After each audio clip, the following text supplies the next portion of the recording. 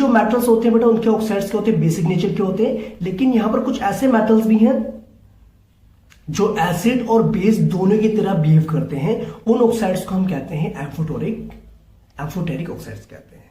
जैसे बेटा aluminium oxide हो गया, जिंक ऑक्साइड हो गया, ये एसिड और बेस दोनों के साथ रिएक्शन करते हैं, जिंक ऑक्साइड और एल्यूमिनियम ऑक्साइड। इसीलिए इनको हम कहते हैं, क्या कहते हैं, एम्फोटेरिक ऑक्साइड्स बोलते हैं। ओके, जैसे देखो बेटा, एल्यूमिनियम ऑक्साइड को जब HCl के साथ रिएक्शन करेंगे तो बनेगा एल्यूमिनियम क्लोराइड, साथ में वाटर बनेगा। तो इसका मतलब ये यहां पर बेस की तरह बिहेव कर रहा है, और जब NaOH के साथ रिएक्शन करवा रहे हैं तो ये एसिड की तरह बिहेव कर रहा है।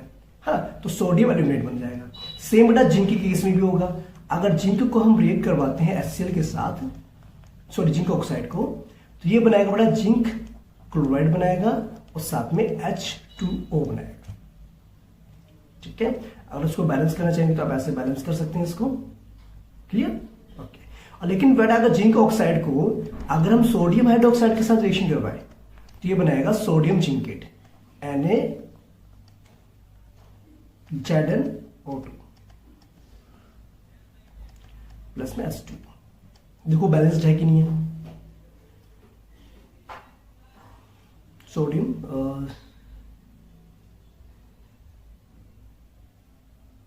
Na2ZnO होता है शायद इसका फॉर्मूला, देख लेना बेटा, इसके फॉर्मूले में थोड़ी करेक्शन करेंगे आप। ठीक है, Na2ZnO होगा, ये बन जाता है बेटा सोडियम जिंकेट बन जाता है।